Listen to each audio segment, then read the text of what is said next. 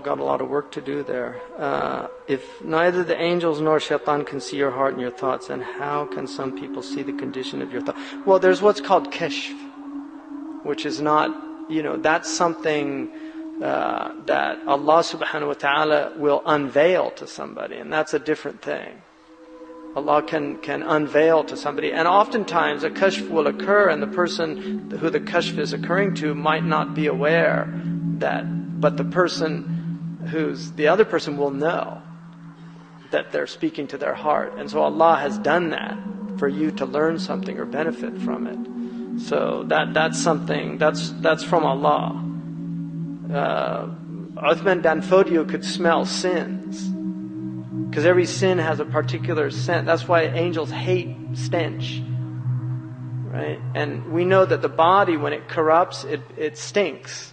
A healthy body smells good. The best smelling bodies are babies' bodies because they're sinless. Even the meconium stool doesn't smell bad. The stool of a newborn that's still drinking milk doesn't smell bad.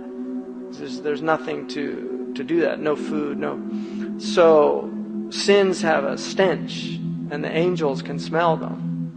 In that way they know the sinfulness. They don't like to be with sinful people. But Uthman Danfodio, that was one of his karamat, is that he could smell the stench of certain, and that's a kashf. Just Sayyidina Uthman, in the sound tradition on Uthman, a man walked in and he said, the man had been looking at some woman lustfully, and he came into the majlis, and Uthman said, do people come into my majlis, their eyes are filled with fornication?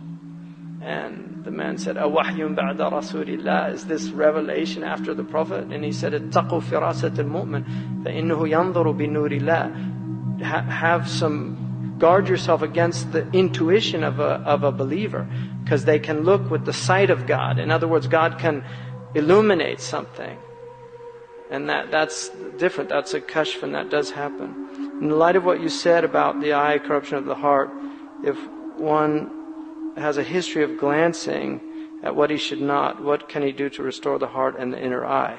Well, that's what this book is really about. So we're going to be, that's the topic of, I know somebody, one of the worst things that you can do, and this is for the males here, because it's far more a male problem, but one of the worst things that you can do is view pornographic material. That will really, really affect you in a very, very negative way.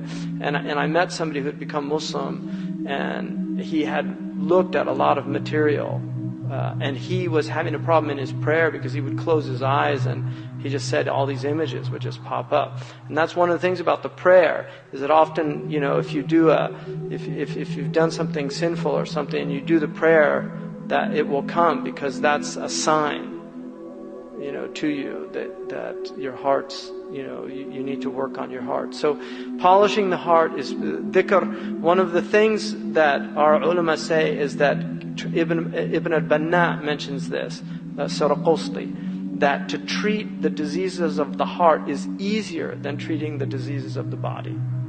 So bushra, that's good news for all of us, that it's harder to cure a disease that you've acquired in your body than it is to cure a disease of the heart. And diseases of the heart can be obliterated with tawbah. Allah can do that. And you have to believe in the qudra of Allah. No matter what you've done, it can be removed permanently, forever.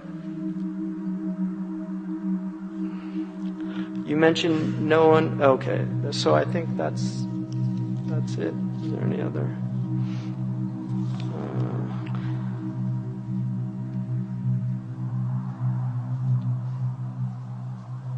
If shaitan does not know what one is thinking, how does his waswasa so closely match what thoughts pass through your head?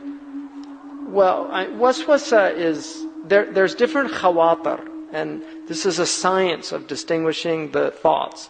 You have khawatir malakani, khawatir rabbani, malakani, shaitani, and nafsani. And each one of them has specific qualities. So the rabbani thoughts are pious, they're pure thoughts, and they usually compel you to, in fact, they're so powerful that you end up having to do a thing. So a khatar rabbani comes and it will almost force you to do something. And sometimes you might not even want to do it. I mean, I could give you an example in my life.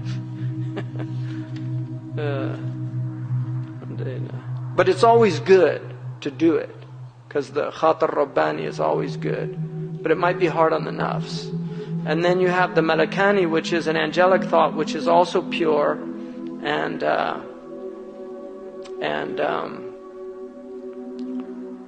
it's not as powerful as the rabbani. So it will come, like it'll tell you to do something that's good, like give charity, but you won't feel compelled. It'll be like an impulse comes into your heart. And then the nafsani and the shaitani are different. The shaitani the nafsani is compulsive. It's the same thoughts. They're compulsive. The shaitani is different. Like he tries this, and if that doesn't work, he tries that, and if that doesn't work. So the nafsani is, and all of these khawatir can be purified and removed. But it takes a lot of practice. And this is not something that's exclusive to the Muslims, by the way. Monks do this work as well. Buddhists do this work. Buddhists have a whole science of getting rid of what they call monkey mind. Right? The Hindus also understand this. I mean, many religious traditions understand that because thoughts are generated and they just keep coming and flowing, and some are positive, some are negative. But you can learn to enter into a state of pure reflection, and that's tafakkur. And that's when mir'at al-qalb, the mirror of the heart, becomes clear. And that's what...